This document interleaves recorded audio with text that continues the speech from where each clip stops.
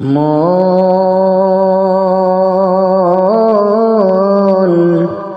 কার লাগিয়া কান্দো দিবারাতি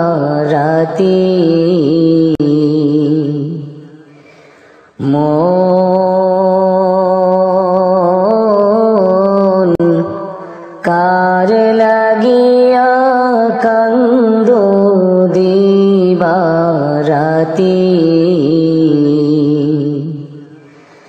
ভেবে দেখো কেউ হবে না তোমার সঙ্গের সাথী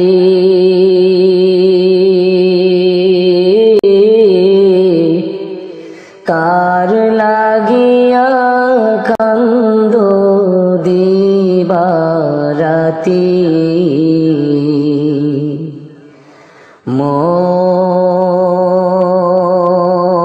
মন কার লাগিয়া কান্দো দিবারাতি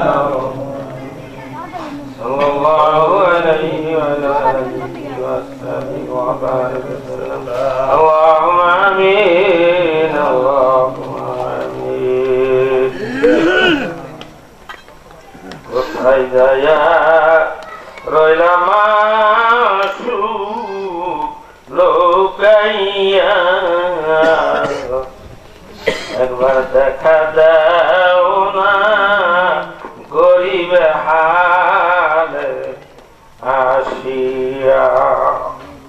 মাহমুদরে তোমার সেখান জাকিরান শাকিরান মুহিব্বান বান্দা বান্দীদের লইয়া মাবুদ আমি গুনাহগার তোমার দরবারে হাত উঠাইছি আল্লাহ।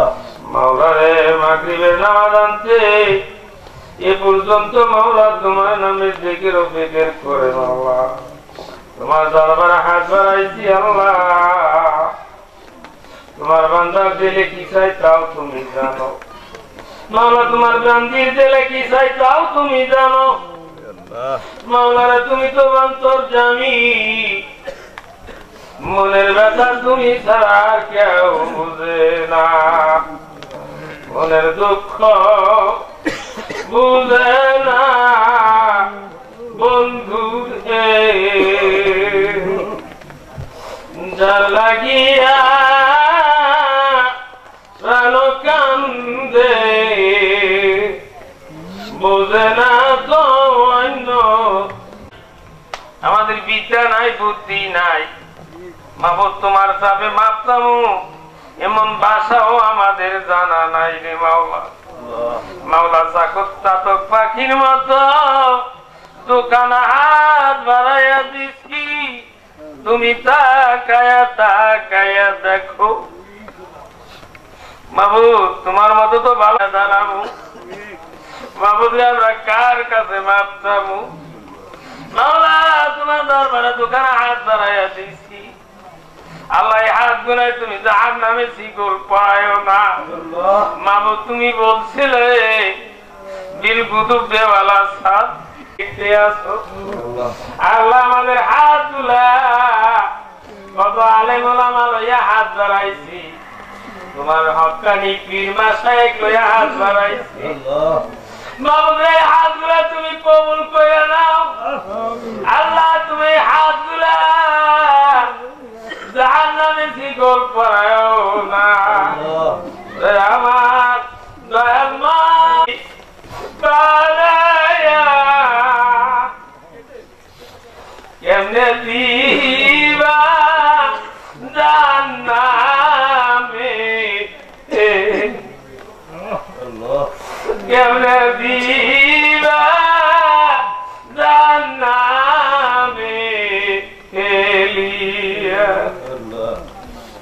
বান্দা দলে জাহান্নামে আগুনে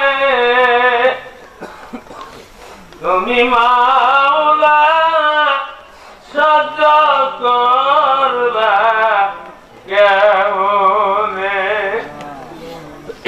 আয় মাওলা, তুমি আমাদের প্রত্যেকের হাত কবুল কইরা নাও, বেশি বেশি করে তোমার নামে জিকির ও ফিকির করা তৌফিক দিয়া দাও আল্লাহ। আমাদের দুরূদ ও সালাম সোনার মদিনা হুজুর সাল্লাল্লাহু আলাইহি ওয়াসাল্লাম মদিনা মুনাওয়ারা পৌঁছাইয়া দাও। আল্লাহ এই দুনিয়ার উপরে যত হক্কানি তরিকার মাশায়েখ যে যেখানে শায়িত আছে আল্লাহ প্রত্যেকের পাক রয়ার সবগুলা পৌঁছাইয়া দাও। আল্লাহ খাস করে আজকের মাহফিল তুমি কবুল আর মঞ্জুর কইরা নাও। আয় মাওলা যে উদ্দেশ্য আমরা হাত বাড়াইছি আল্লাহ আমাদের উদ্দেশ্যকে তুমি সফল আর কামিয়াবি হাফেজ নসিব করো আল্লাহ। আল্লাহ তুমি আমাদের প্রত্যেকের পাঁচ ওয়াক্ত নামাজ পড়ার তৌফিক দিয়ে দাও। তোমার নামের বেশি বেশি জিকির করার তৌফিক দিয়ে দাও। আল্লাহ খাস করে হক্কানি তরিকার মাশায়েখ যে যেখানে আছে আল্লাহ আল্লাহ হক্কানি তরিকার মাশায়েখের আল্লাহ সোহবতে আমাদের যাওয়ার মতো তৌফিক করে দাও। রব্বিরহামহুমা কামা রাব্বায়ানি সগীরা। আল্লাহ আমাদের এতিম পিতা মাতা যারা কবরে শুয়ে আছে আল্লাহ প্রত্যেকের আযাবের কবর থেকে মুক্ত করে দাও। কবরকে রিয়াজুল জান্নাত করে নাও। কবরকে জান্নাতের টুকরা বানাইয়া দাও। ইন্নাল্লাহু মুহাম্মাদুর রাসূলুল্লাহ সাল্লাল্লাহু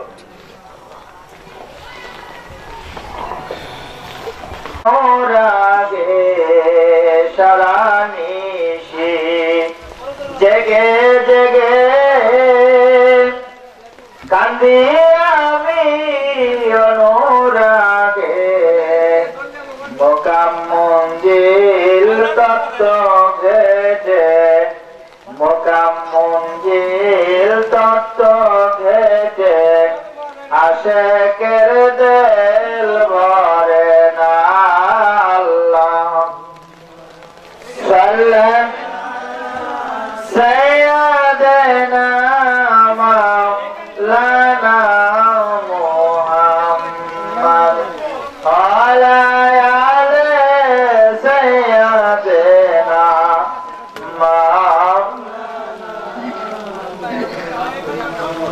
বেহেশত সাইনা খোদা তুমি বিনে সবে খোদা বেহেশত দোজখ সাইনা খোদা মুর্শিদ তুমি বিনে সবে খোদা মুহাম্মদ লা ইলাহা ইল্লাল্লাহ জোরে লা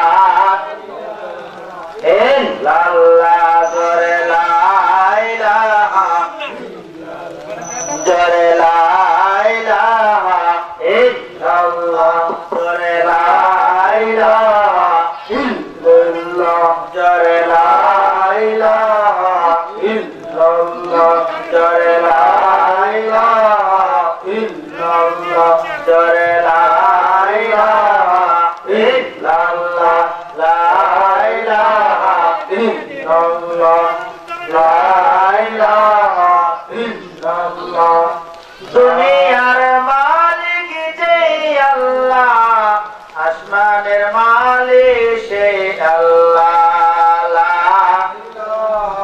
ইল্লাল্লাহ জোরে লা ইলাহা ইল্লাল্লাহ জোরে লা ইলাহা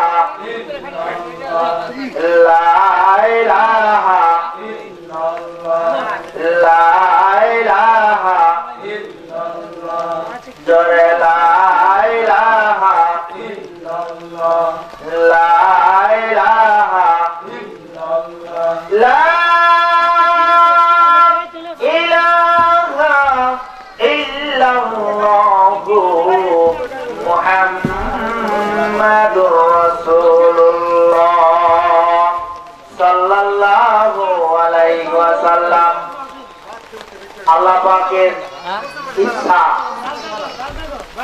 পূর্ণ হোক। যেহেতু আল্লাহ পাক দয়া করে মেহেরবান করে আমাদের সবাইকে কবুল করেছেন, প্রতি বছরের ন্যায় আত্মার মুক্তি দরবার শরীফের দিনী জলসা। আত্মার মুক্তি কিসে হয়, আত্মার মুক্তি দরকার কিনা, আত্মার মুক্তি কিসে কিভাবে অর্জন করা যায়, আত্মার মুক্তির জন্য আত্মার মুক্তি দরবার শরীফের প্রতি বাৎসরিক মাহফিল এই মাহফিলে দূর দূরান্ত থেকে আশেকান জাকিরান ভক্তবৃন্দ আত্মার মুক্তি দরবার শরীফে ছুটে আসেন। আল্লাহ পাক হয়তো জানেন, বুঝেন, দেখতেছেন, সব ঠিক। আল্লাহ পাকের ইচ্ছা হয়েছে আত্মার মুক্তি দরবার শরীফের ভক্তদেরকে তার রহমতের বৃষ্টি দিয়ে ভিজাইব। আমার ওই জায়গায় বিপক্ষে থাকার অবকাশ আছে? কারণ এমন একটা যুগ, এমন একটা সময় আমাদের সম্মুখে এসে পৌঁছে গেছে, যেই জামানায় ঈমান রাখা বড় কষ্টদায়ক। কারণ বিভিন্ন দিক থেকে বিভিন্ন রোগ শোক, পোকামাকড় অভাব নাই। যেদিকে আপনি তাকাইতে চান, হাদিস শরীফে আসছে, আর জেনাও নজর নইন, চোখের জেনাও জেনা। আপনি চক্ষু পাইতে চক্ষু মেলে কোন দিকে তাকাইবেন, তাকাইলেই দেখা যায়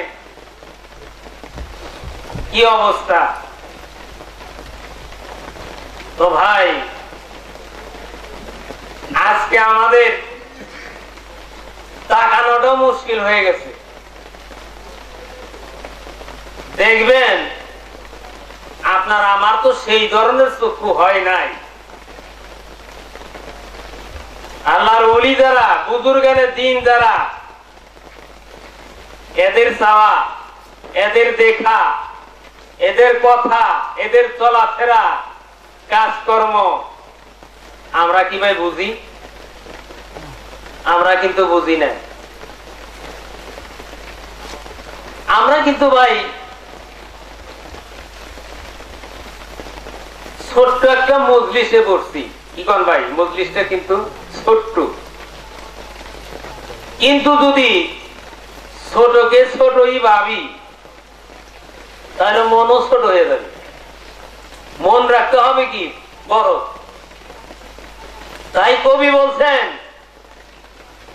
এই বনেতে বাঘ নাই, ভাবিও না মনে, বড় বড় বাঘ থাকে ছোট্ট ছোট্ট বনে। বলেন সুবহানাল্লাহ। এখানে আপনি যারে দেখতেছেন না, আমি যারে দেখতেছি না, আমার অন্তরালে হয়তো এমন একজন লোক এই মাহফিলে হাজির আছে, বা আল্লাহর অশেষ মেহেরবানিতে আল্লাহ তাকে হাজির করে দিয়েছেন। সেই উসিলা আল্লাহ আমাদের সকলের জীবনের সকল গুনাহ মাফ করে দিয়েছেন। পারেন না আল্লাহ? পারে। সেই জন্য আল্লাহ তার নিজের নাম রাখছেন কি? গাফুরুর রাহিম। আমরা কিন্তু আজকে ওয়াজের মাহফিলে বসি নাই, ওয়াজের মাহফিলে আমরা বসি নাই, কিচ্ছা কাহিনীর মাহফিলে আমরা বসি নাই। কি কয় ভাই, তাই বসি না আমরা?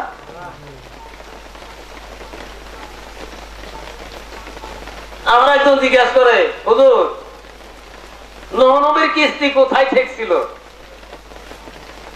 বন্যাতে হয়েছিল, নূহ নবীর কিস্তি কোথায় ঠেকছিল?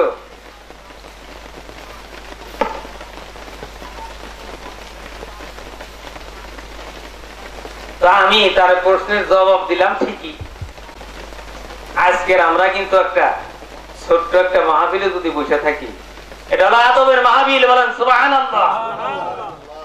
এটা তরিকের মাহফিল, তরিকের জলসা, আদবের জলসা। এখানে বেয়াদবের কোনো স্থান নাই। তরিকের জগৎ এমন একটা জগৎ, যেই দেশে গেলে মানুষ, মাটির একজন মানুষ সোনার মানুষে পরিণত হয়। বলেন সুবহানাল্লাহ।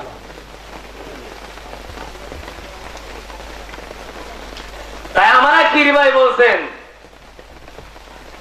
যেমন এক দরবারে গেলাম,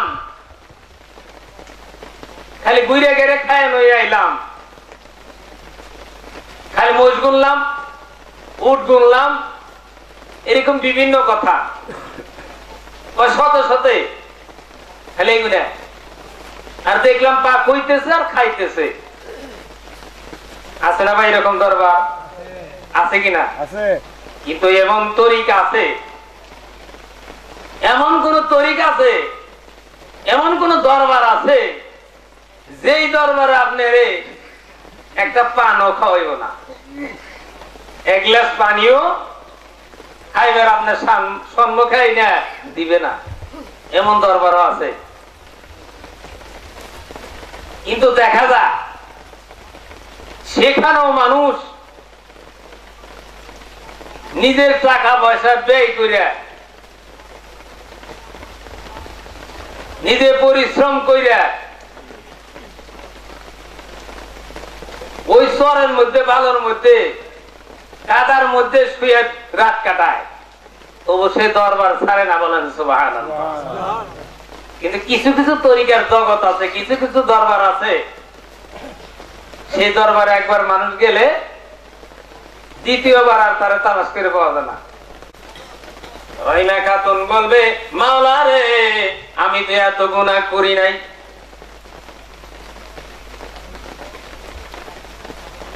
যখন এইবার আবার ডাক দিবে, হ্যাঁ রহিমা খাতুন, তুমি কি এই গুনাহ করো নাই? বলবে না, করি নাই। আবার ডাক দিবে, তুমি কি এই গুনাহ করো নাই? বলবে না, আমি করি নাই। আল্লাহর কুদরত, আল্লাহর বিচার, আল্লাহর কৌশল আপনি আমি কেউ টের পাবো না, ধরতে পারবো না। আল্লাহ কিয়ামতের ময়দানে আপনার আমার এই জবানটাকে বন্ধ করে দেবে। আমি যে কথা বলতেছিলাম, এই কথা বন্ধ করে দিবে, কথা বলা বাক শক্তি বন্ধ করে দিবে, মুখ বন্ধ হয়ে যাবে। হাতকে বলবে, এই রহিমার হাত, তুমি সাক্ষী দাও, রহিমা এই গুনাহ করছে কি করে নাই। হাতে সাক্ষী দিবে, হাতে স্পষ্ট ভাবে বলতে থাকবে, এই কাজ আমি হাতের দ্বারা রহিমা খাতুন করেছে। হাতের জবাব দেওয়া শেষ হয়ে যাবে, পাকে জিজ্ঞাসা করবে, পা তুমি বলো, আমার এই রহিমা খাতুন তুমি পা দিয়ে হাইটা কোন কোন জায়গায় গেছে? যে যেখানে গেছে, যে যে কাজ করছে, সব কিছু পায়ে বর্ণনা করে দিবে। যার কায়দা আছে, সরল কায়দা আছে, আর কায়দা নাই। তাই ভাই, যাওয়ার কোথায় যাওয়া নাই, জায়গা নাই, কোথায় যাব? গুনাহ তো করছি। আল্লাহ তাআলা কোরআনে কারীমের মধ্যে ঘোষণা করছেন, সূরা বাইয়ানার মধ্যে কথাটা আল্লাহ ঘোষণা করছেন, কিয়ামতের ময়দানে যদি আমলনামা কোনো বান্দা বান্দি বেশি হয়ে যায় গুনার চাইতে, গুনাহ করছে কিন্তু আমল একটু বেশি করছে, গুনাহ করছে আমল একটু বেশি করছে। অনেকেই বলে যতটুক গুনাহ করুম অতটুকুনির শাস্তি ভোগ করতে হবে, কিন্তু আল্লাহর কালামের মধ্যে আল্লাহ ঘোষণা করছেন, কাল কিয়ামতের ময়দানে যদি নেকির পাল্লা বেশি হয়, গুনার পাল্লা যদি কম হয়, আল্লাহ কিয়ামতের ময়দানে গুনার বিচার করবেন না, গুনার বিচার করবেন না। আর অনেকেই বলে গুনাহ যতটুক করছি ওইটুকের প্রায়শ্চিত্ত নিয়ে তারপর আল্লাহ দিব।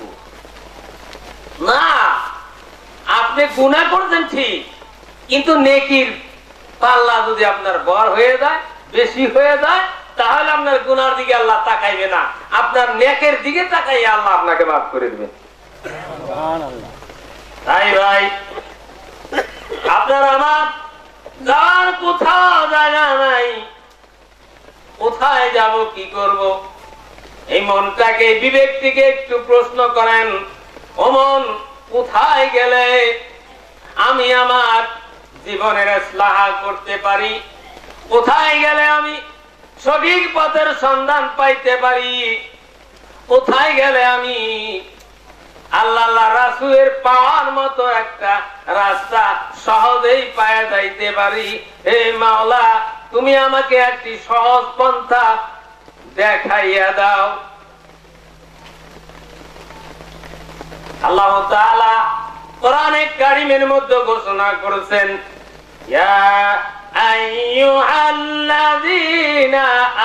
আমানু তাকুল্লাহ ওয়া কুনু মা'আস সাদিকিন। বলেন সুবহানাল্লাহ।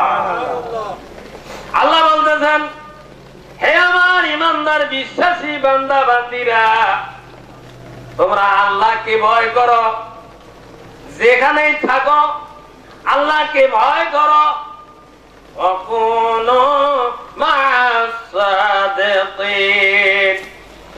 এবং সত্যবাদী লোক, হক্কানি পীর, হক্কানি মাসেক যেখানেই তুমি পাও, আওলাদের রাসূল যেখানে তুমি পাও, সেখানেই তুমি চলে যাও এবং তার সঙ্গে তোমার আত্মার একটা সম্পর্ক গইরা নাও। আত্মার সম্পর্ক করতে হবে, ওই সাদিক লোকের সাথীর হয়ে যাইতে হবে। সাদিক লোক কোথায় পাওয়া যাবে? সাদিককে, হক্কানি মুরশিদকে, হক্কানি আলেমকে, হক্কানি তরিকার উপরে কে আছে? আপনার তো বিবেক আছে, এই বিবেকের দ্বারাই আপনি বুঝতে পারবেন যে হক্কানি তরিকা কোনটা, কোন তরিক রাসূলের তরিক, কোন পথ রাসূলের পথ, কোন রাস্তায় গেলে পরে আপনি, আমি, আপনার, আমার এই আত্মশুদ্ধি রাস্তা পাইতে পারি। যেমন এখানে লেখা আছে আত্মশুদ্ধি, আত্মশুদ্ধিকার একবার আত্মশুদ্ধি করতে হইলে যিনি আত্মশুদ্ধি করে তার দেহটাকে পরিষ্কার করে ঝকঝকে আয়নার মতো স্বচ্ছ করেছে, ওই ধরনের একটা লোকের কাছে যাইয়া আপনার এই দেহটাকে ওই রকম স্বচ্ছ আয়নার মতো করতে হবে। আত্মার শুদ্ধি চাই, আপনার আত্মার শুদ্ধি।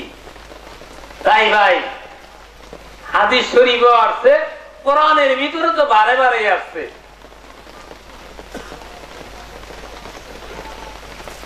জিকিরের কথা বললে কিছু কিছু লোক আছে ভাই, কিছু সংখ্যক লোক আছে জিকিরের কথা বললেই মাথা খারাপ হয়ে যায়।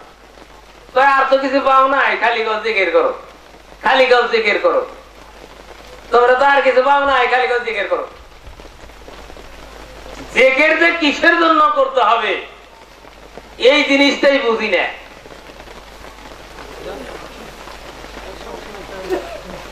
দুনিয়াতে জমি চাষ করি, আগাছা মুক্ত করি, করি কিনা ভাই? তারপরে বীজ বুনি, ভালো ফসলের আশা করি, তার আমরা যোগান যত্ন করি, পরিচর্যা করি, তাহলে আল্লাহ ভালো ফসল দেয়। তা আপনার আত্মার শুদ্ধি আপনি কি দিয়া করবেন? লিকুল্লি শাইইন সিকালা ওয়া সিকালাতিন কলবে যিকিরিল্লাহ। আল্লাহর হাবিব বলেন, এই দুনিয়াতে প্রত্যেক জিনিসই, প্রত্যেক বস্তুই পরিষ্কার করার একটা যন্ত্র আছে, আছে কিনা ভাই? দাগ আছে, পরিষ্কার করার জন্য যন্ত্র আছে। জামা কাপড় ময়লা হইলে পরিষ্কার করার মেডিসিন আছে, সাবান আছে, পাউডার আছে, কত রকমের ব্যবস্থা আছে, আছে কিনা ভাই?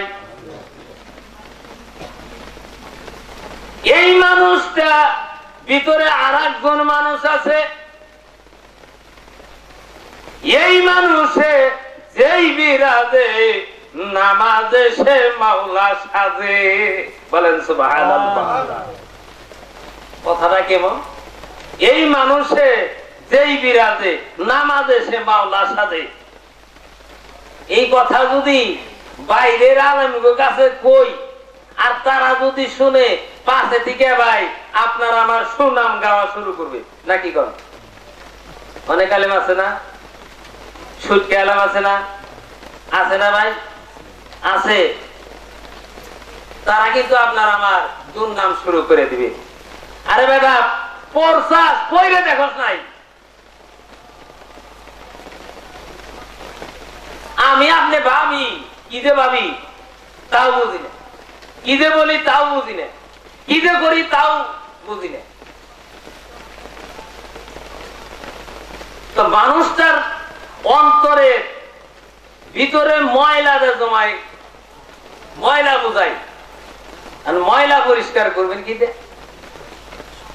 হাদিস শরীফে আছে প্রত্যেকটা মানুষের বাম দুধের 2 আঙ্গুল নিচে হলো মানুষের অল। এটা বলা হয়েছে হৃৎপিণ্ড।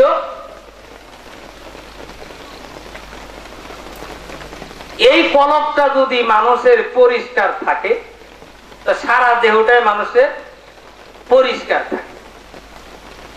এই কলবটা যদি আপনি পরিষ্কার করতে পারেন তাহলে আপনি বুঝতে পারবেন, জানতে পারবেন এই মানুষের যেই বিরাজে নামাজে সে মাওলার সাথে। আমার মুর্শিদ কেবলা বলছেন, বাবারে তুমি একজন মানুষে শুধু শুধু বলতে চাও ওই মাথায় টুপি দে, দাড়ি রাখ, সুন্নতি লেবাস পোশাক পর, এই কাজ করিস না ওই কাজ করিস না, নামাজে আয়, জিকির কর, অমুক কর তমুক কর। কহিয়া কইলে কি হইবে? কাজ হইব না। কারণ কি? কারণ হলো মানুষের মাঝে আছে একজন মানুষ, ওই মানুষটার মাথায় যখন টুপি উঠবে বাহ্যিক জগতে বাহ্যিক ভাবে ওই মানুষটার মাথায় টুপি উঠবে, ওই মানুষটার মুখে যখন দাড়ি গজাইয়া যাবে, বাহিরে যে মুখটা আছে এই মুখটার মধ্যেও দাড়ি গজাইয়া যাবে। তাই ভাই ওই মানুষটারে চিনার জন্য, ওই মানুষটাকে বোঝার জন্য আর একটা মানুষের কাছে যাইতে হয়, তার নাম হইল সাদিকিন বান্দা। বলেন সুবহানাল্লাহ।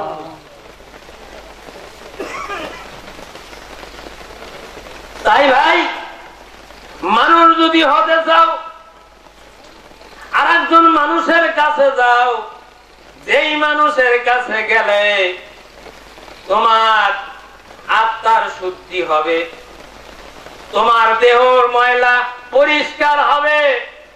যেই মানুষের কাছে গেলে যে অন্যায় অত্যাচার অনাচার যেই কাজগুলা যেই কর্মগুলা তুমি করতে দেখা যাবে, ঋষি রাত্রে শুয়া রইছ, সকালবেলা ঘুমেতে উঠা তোমার মনে কইতেছে হায় রে আমি আর জীবনে কোনোদিন নামাজ কাজা করব না। মন ঘুরছে না? মন কি ঘুরছে?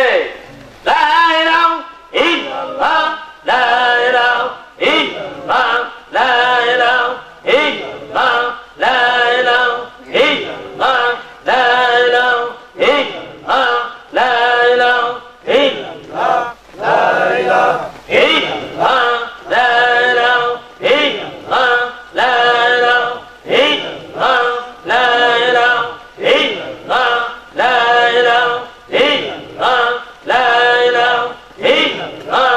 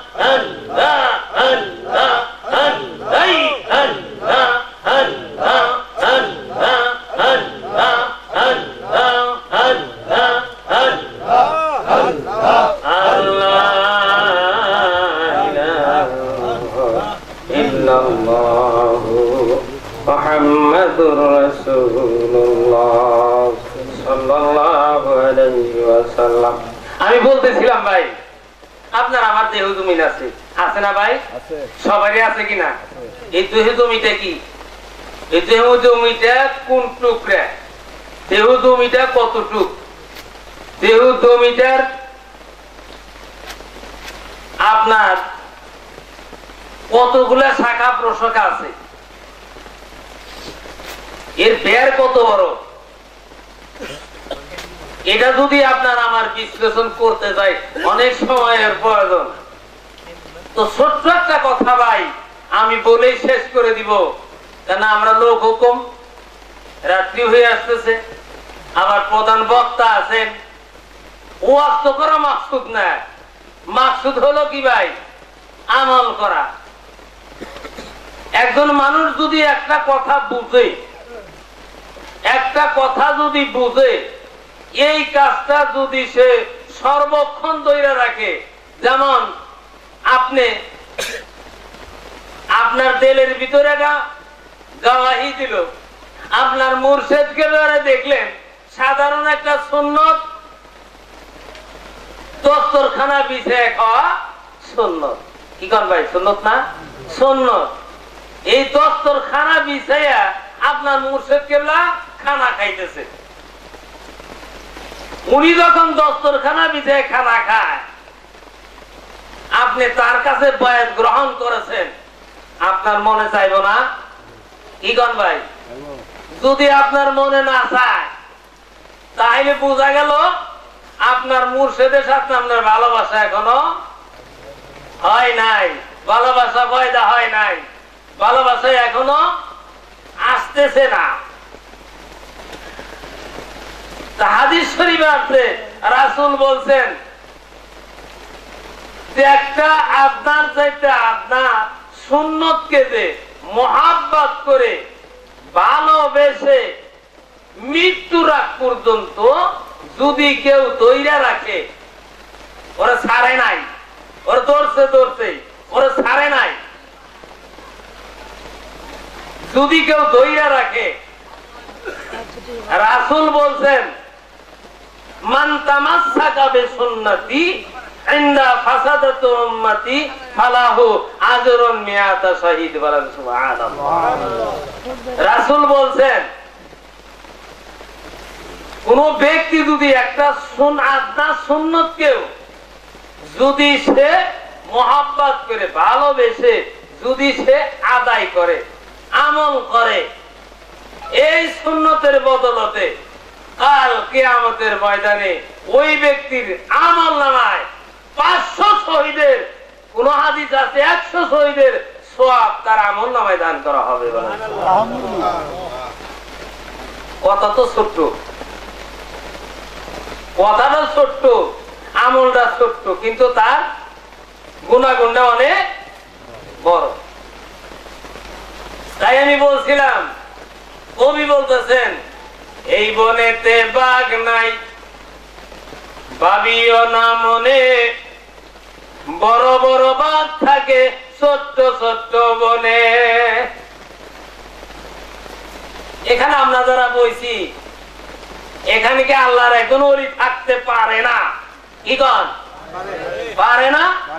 রাসূল সাল্লাল্লাহু আলাইহি সাল্লাম বলছেন যেখানে 40 জন লোক আছে,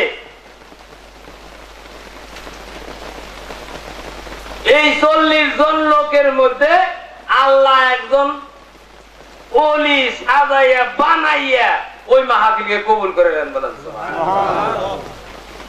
40 জন লোকের মধ্যে একজন ওলি থাকে, যদি না থাকে তা আল্লাহ প্রদত্ত মদত দিয়া ওলি বানাইয়া তাদের দোয়া কবুল করে নেয়। বলেন সুবহানাল্লাহ। তো ভাই আজকে আমরা যারা এখানে বসছি আমরা অনেকেই হয়তো বয়াত গ্রহণ করছি। কি কন ভাই? এই তরিকার বয়াত গ্রহণ করছেন কারা কারা? আল্লাহু আকবার করে হাত তুলে দেখি। তো দেখা গেল আমরা সবাই তো এই তরিকারই, আলহামদুলিল্লাহ হাত নামান। আমরা তাহলে বয়াত গ্রহণ করছি। কি কন ভাই? বয়াত গ্রহণ করছি তো ভালো মনে করছি নি? নিয়তটাকে সহি করে করছি? সহি আছে? সহি থাকতে হবে, নিয়তের চাবিকাঠি মজবুত থাকতে হবে। নিয়ত করছি ধরছি ধরার মতো ধরছি, মরার মতো মরছি, তবে সে কাজ হলো। আবার ধরুন যে কয় ভাই পীর একজনের দলীয়, কি কন পীর একজনের দলীয় বিন্যাস যদি পীর বলে মানে তাতে চলবো। চাষা আসাই না কহা সত্যি তো এক চাষা আর এক চাষার বলে এরকম বলতেছিল, ভাই শোনা কথা, ও চাষার করছে কি পায়খানায় ধরছে, পুকুরের পাড়ে যায় বিন্যা গাছ ধরে পায়খানা বিবের হয়েছে। ইনশাআল্লাহ বিন্যা গাছ উঠে তার পায়খানার মধ্যে পড়ে গেছে। পীর যদি ধরে তাহলে বলে হয়ে যাইব। আপনার আমার কি বিবেক নাই? বিবেকের উপরে প্রশ্ন হবে। এই বিবেককে আপনি খাটাইয়া এই বিবেক দিয়া চিন্তা ভাবনা কইরা কোথায় গেলে কোন দরবারে গেলে দেখা যায় কোরআন এবং হাদিসের আলোকে ওই মুর্শিদ কেবলা ওই পীর সাহেব সুন্নতের ইত্তেবা করে কিনা, ওই পীর সাহেব কেবলা সুন্নতের ইত্তেবা করে কিনা, রাসূলের সুন্নত বাদ দেয় কিনা। হক্কানি মুর্শিদ যারা সুন্নতের ইত্তেবা তো করবে, মুস্তাহাব পর্যন্ত তাদের খেলাফ নাই, বলেন সুবহানাল্লাহ। মুস্তাহাব পর্যন্ত খেলাফ নাই। যাই না রাখেন, আমি একটা কথা শুনছি, বাসের চাইতে বলে কুঞ্চি শক্ত। কথা ঠিক না বেঠিক? বাসের চাইতে কুঞ্চি শক্ত। আমার মুর্শিদ কেবল এক বয়ানের মধ্যে বলছেন, আমার কাছে যারা বয়াত গ্রহণ করছে, ইনশাআল্লাহ আমি দাবি করে বলতে পারি বাসের চাইতে কুঞ্চি শক্ত, বলেন সুবহানাল্লাহ। যার কাছে বয়াত গ্রহণ করেছেন কুড়াল মারা পীর, কুড়াল মারা পীর। তাই এমন একজন লোকের সাথে কুড়াল মারছে, আমার অন্তরের ভিতরে সেটা খালি গাওয়াহি করতেছে যে কার সাথে কুড়াল মারছে, চলা বানাইছে। তো ভাই একটু জানেন, মানুষ যদি মানুষের কাছে যায়, মানুষ যদি মানুষের কাছে যায়, তাহলে সব মানুষ হয়েই যাবে। মানুষ চিনে মানুষ ধরো, যেমন আমার মুর্শিদ কেবলা বলছেন, পীর চিনে পীর ধরো, পীর যদি হবে, নইলে পীরের দল কতকাল খাবে। এটা আগে বলছি ভাই।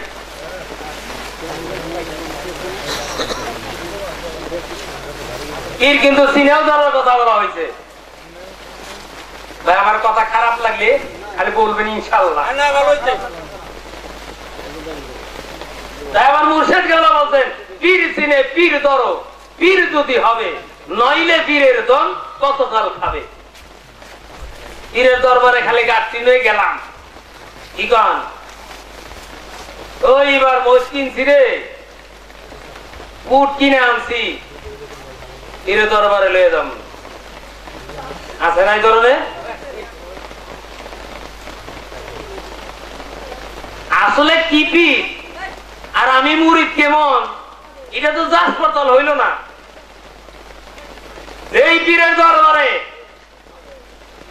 মুরিদের মাথায় টুপি নাই, মুরিদের মুখে দাড়ি নাই, সুন্নতি লেবাস নাই, রাসূলের সুন্নতি নাই, সুন্নতের ইত্তেবা করে না, এমন দরবারে গেলে কোনদিনই ওই মানুষটা হক্কানি একজন ওলি হইতে পারবে না।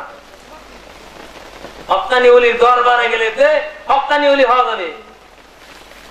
মাইসে বাজারে যদি যাই তবে না মাছ কিনা দেবো, কি করবা, মাছের একটা বাজার আছে না, গুড়া মাছ থেকে শুরু করে বড় বড় মাছ, রুই কাতলা আরো বড় মাছ আছে। প্রথম আপনার খাইতে হবে কি গুড়া মাছ কিনে, ওই গুড়া মাছে ভিটামিন বেশি, দেখবেন গুড়া মাছে ভিটামিন বেশি। যান মুর্শিদের দরবারে যান,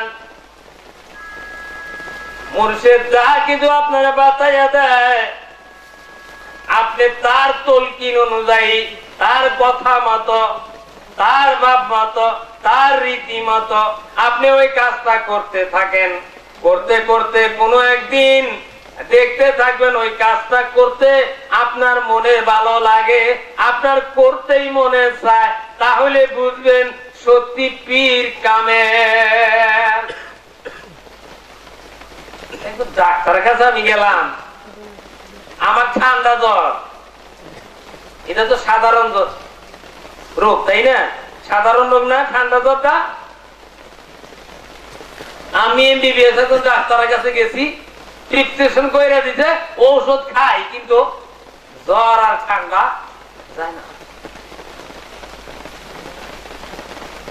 কিন্তু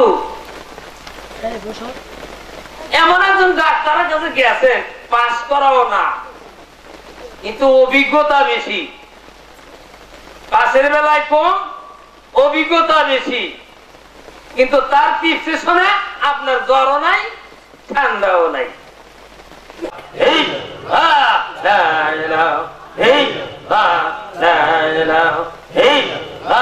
লা ইলাহা ইল্লাল্লাহ লা ইলাহা ইল্লাল্লাহ লা ইলাহা ইল্লাল্লাহ লা ইলাহা ইল্লাল্লাহ লা ইলাহা ইল্লাল্লাহ লা ইলাহা ইল্লাল্লাহ লা ইলাহা ইল্লাল্লাহ লা ইলাহা ইল্লাল্লাহ মুহাম্মাদুর রাসূলুল্লাহ সাল্লাল্লাহু আলাইহি ওয়াসাল্লাম।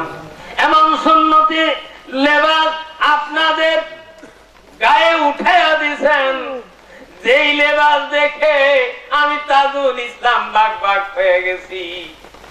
কোন এক রাত্রিতে ঋষি, রাত্রিতে কোন এক আল্লাহর ওলি রাত্রিতে শুয়ে রয়েছে, গোমর ঘরে দেখতে আছে মদিনার সবুজ নীল খাবার। ঋষি রাত্রিতে স্বপ্নে দেখতেছে ওই মদিনার রওজার সবুজ গম্বুজ তার চোখে ভাসতে আছে। গমের দিকে ওইটা গেছে, ওইটা তামি বাত্তামি করতেছে, কিছুই দেখে না। আবার মোরশেদ কেবলা বলছেন, বাবা রে তুমি চক্ষুটা বন্ধ করো, তোমার অন্তরের দিকে সবকিছু সরাইয়া দাও, হটাইয়া দাও, মায়া মোহাব্বত ভালোবাসা যা কিছু আছে সবকিছু তোমার অন্তরে তা সরাইয়া দিয়ে একমাত্র নবী মুহাম্মদুর রাসূলুল্লাহ সাল্লাল্লাহু আলাইহি ওয়াসাল্লামের ভালোবাসা তোমার অন্তরের ভিতরে রাইখে চক্ষুটা বন্ধ কইরা দরুদ শরীফ পড়তে থাকো।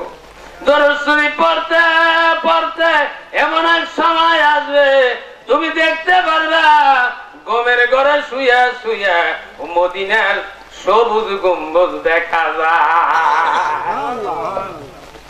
আজকে ভাই আমি খুশি হয়ে গেছি। না যাই না কেউ কোনো কিছু করে না, না বুঝা যদি করে তাহলে মাপ চাইতে হয়, না বুঝা যদি করে তাহলে ওই গুনাহ আল্লাহ মাফ করলে করতে পারে, আর যদি বুঝা করে আল্লাহ নাও মাফ করতে পারে। কথা ঠিক না বেঠি? আমি এখানে আইসা দেখলাম আমার জুব্বে গুনাহ দেখার সাথে সাথে আমার মনে গাওয়াহি দিতেছে ওই নারে জানি কি, আর তো কিছু নাই, ওই মদিনার সবুজ গম্বুজের সাথে মিলাইয়া জামাগুলা গায়ে হুজুর উঠাইয়া দিছে। এই কথা কি কোনদিন শুনছে? ও ভাই, অনেক কথাই আছে বলা যায় না, অনেক কথাই আছে ইশারা ইঙ্গিতে বুঝা নিতে হয়, বুঝতে হবে। কোন একদিন আসবে ভাই এই সবুজ জুব্বা যখন গায়ে উঠে গেছে, কোন একদিন যদি হয় গমের ঘরে দেখতে পারবেন আপনার পলবের ভিতরে এইরকম জুব্বালা একটা লোক দাঁড়াইয়া শেষ রাত্রিতে নামাজে রত হইয়া গেছে। দেখা গেছে তার গায়ের মধ্যে সবুজ গম্বুজের মতো কালারের একটা জুব্বা পরা নামাজ পড়তে আছে।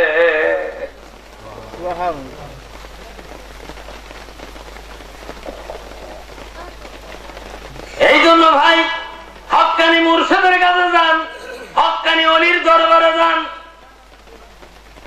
আপনার এই দেহ জমিটাকে চাষ করেন। আপনার বাম দুধের 2 আঙ্গুল নিচে একটা কলম আছে, একটা গোস্তের টুকরা আছে। ওই গোস্তের টুকরাটা যদি মানুষের ভালো হয়ে যায়, সারা দেহটাই মানুষের ভালো হইয়া যায়। ওই দেহটাকে, ওই পলবটাকে পরিষ্কার করার জন্য, স্বচ্ছ আয়নার মতো জগজগ করার জন্য আত্মশুদ্ধি লেখা হয়েছে। বলেন সুবহানাল্লাহ। এখানে কি নামটা লেখছে? আত্মশুদ্ধি, আত্মার মুক্তি। দরবার শরীফ। এই মুক্তি যদি পাইতে চাও, আত্মার শুদ্ধি করো। এই আত্মার মধ্যে এমন একজন আত্মা বিরাজ করতেছে যে আত্মার নাম হয়েছে পরমাত্মা, বলেন সুবহানাল্লাহ। তাই আমার মুর্শিদ কেবলা বলছেন, এই মানুষে যেই বিরাজে নামাজে সে মাওলা সাজে। ও ভাই আব্দুর রহমান যাই নামাজে দাঁড়াইয়া গেছে, দাঁড়াইয়া দাঁড়াইয়া আমার মুর্শিদ কেবলা বলছেন, বাবারে তুমি যাই নামাজে দাঁড়াও, যাই নামাজে দাঁড়াইয়া যাই নামাজের দোয়া তুমি পড়তে থাকো, আর মনে মনে ইয়াকিন করো, মাওলা রে আমি তো তোমার দিকে ফিরছি।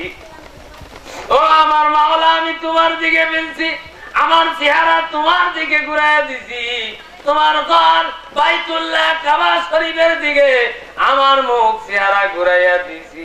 মাওলারে বাকি কাজ তুমি করলে করো, না হলে আমার করার মতো কিছুই নাই।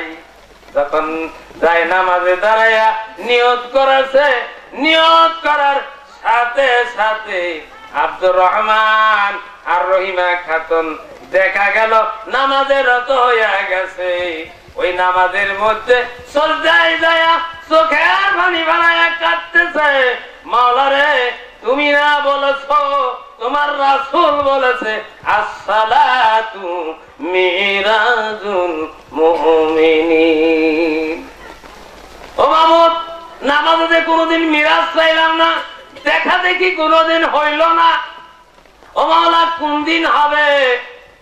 মুর্শিদ কেবলার কাছে যাই না নিও, ওই নিয়মে নামাজ পড়ো, ওই নিয়মে জিকির করো, দেখবা কোনো একদিন সময় আসবে তুমি নামাজ পড়তে আছো, শেষ রাত্রিতে নামাজে দাঁড়াইয়া গেছো, তাহাজ্জুদের নামাজে দাঁড়াইয়া তুমি রুকু সিজদা করতেছো, সত্যিকারে এমন একদিন তোমার আসতে পারে, আমার মাওলা দয়া করে তোমারে দিতে পারে, তুমি নিজ চোখে দেখতে পারবা আমার মাওলার কুদরতি পা তোমার সিজদার নিচে বিছায়া দিছে।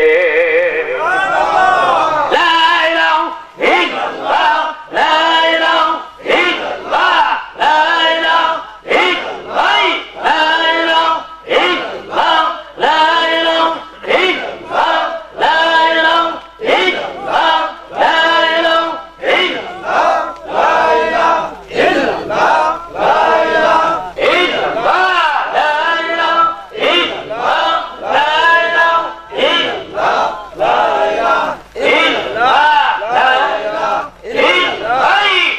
ইলাহা ইল্লাল্লাহ, লা ইলাহা ইল্লাল্লাহ,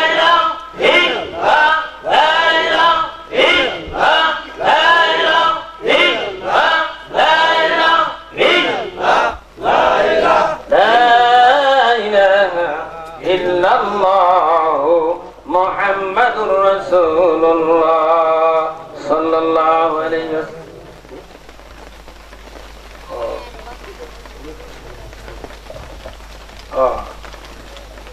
ভাই আমি যা কথাবার্তা বয়ান করলাম, আমার কথার মধ্যে, বলার মধ্যে, আচার আচরণের মধ্যে অনেক ভুল ভ্রান্তি হয়েছে, আল্লাহর ক্ষমার দৃষ্টিতে আপনারা দেখবেন, আমার জন্য দোয়া করবেন, আমিও আপনাদের জন্য দোয়া করব। এক ভাই আর এক ভাইয়ের জন্য দোয়া করা, এটা তো রাসূলের তরিকা, কি কোন ভাই? কথা ঠিক আছে না? হ্যাঁ।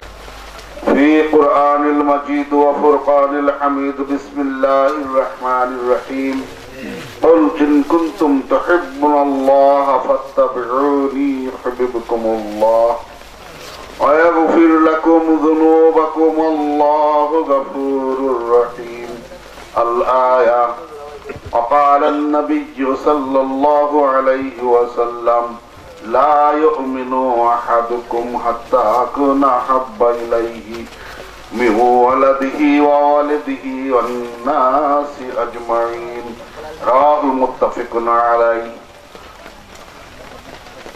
وقال الله تعالى في قرآن المجيد وفرقان الحميد إن الله وملائكته يصلون على النبي يا أيها الذين آمنوا صلوا عليه وسلموا تسليما اللهم صل على سيدنا مولانا محمد وعلى آل سيدنا مولانا محمد ثم صل على سيدنا مولانا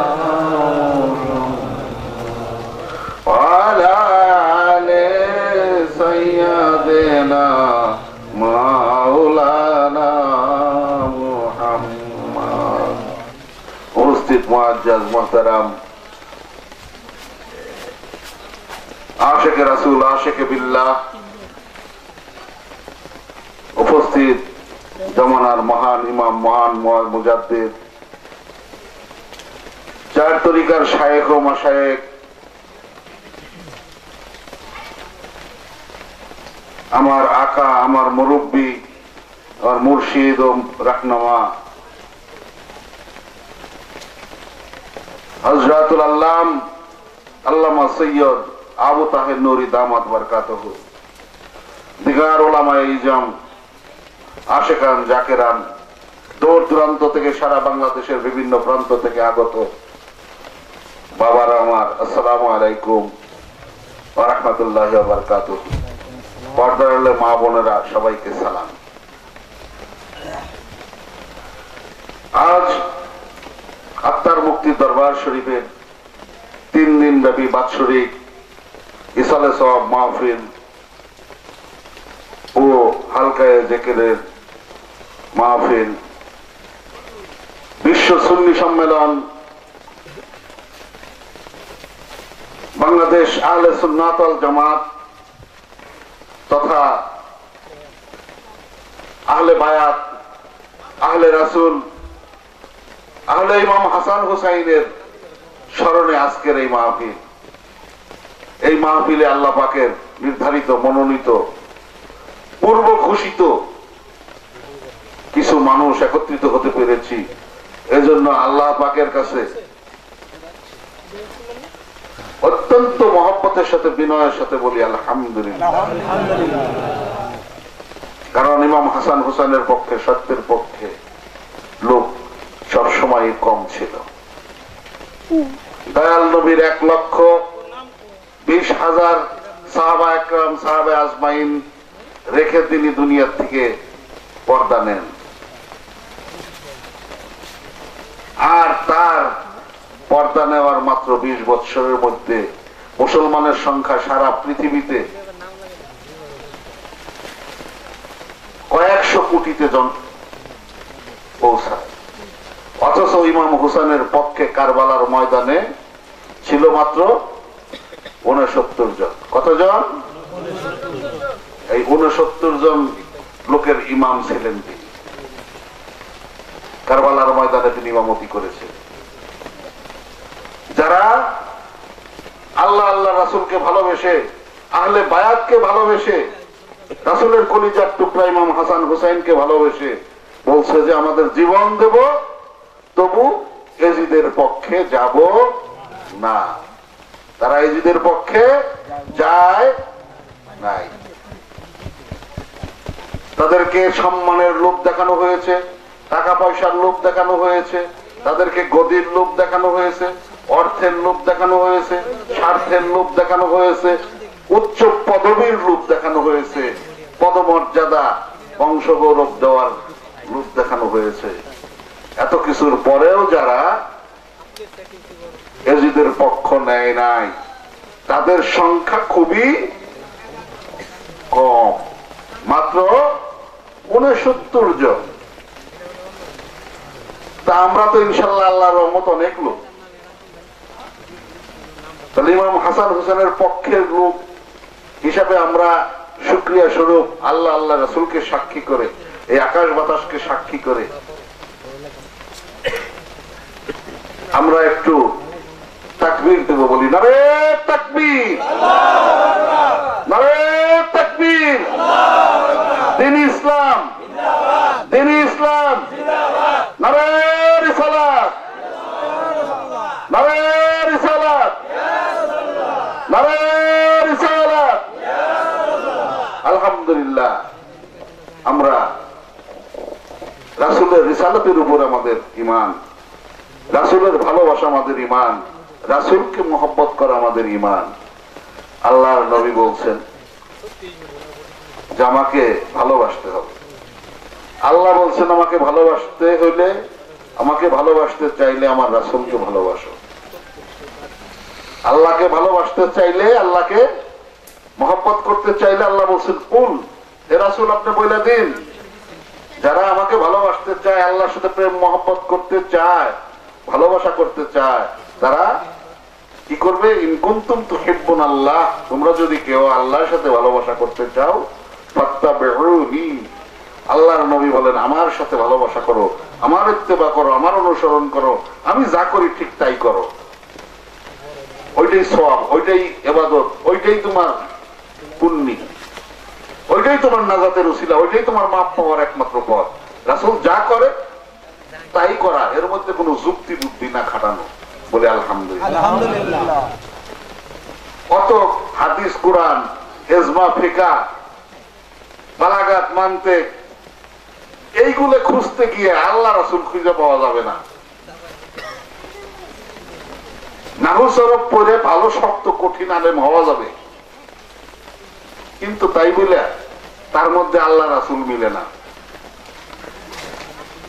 ওই ছোটবেলায় পড়ছি বাও তাও কাফলামো ওয়াও মঞ্জু মুজখালা রব্বা হাসা আনামা আলাইনা ওয়া ফুজলা, এলো মুখস্থ করছি ফালা ফালা পড়তে পড়তে, গর্দান দিতে দিতে সিগাই করতে করতে ঘাড় কায় হয়ে গেছে, গর্দান ডাকা হয়ে গেছে গা, কিন্তু আল্লাহ রাসূল মিলে নাই। 18 বছর লেখাপড়া করে আল্লাহ রাসূল সম্পর্কে কিছুই বুঝি নেই। 18 বছর আরবি পড়ছি, ক্লাস 1 থেকে মাস্টার ডিগ্রি পর্যন্ত পড়ছি। পড়াশোনার পর বুঝতে পারছি যে একটা মানুষ হইতে হইলে আরেকটা মানুষের কাছে যাইতে হবে। আল্লাহ রাসূলকে চিনতে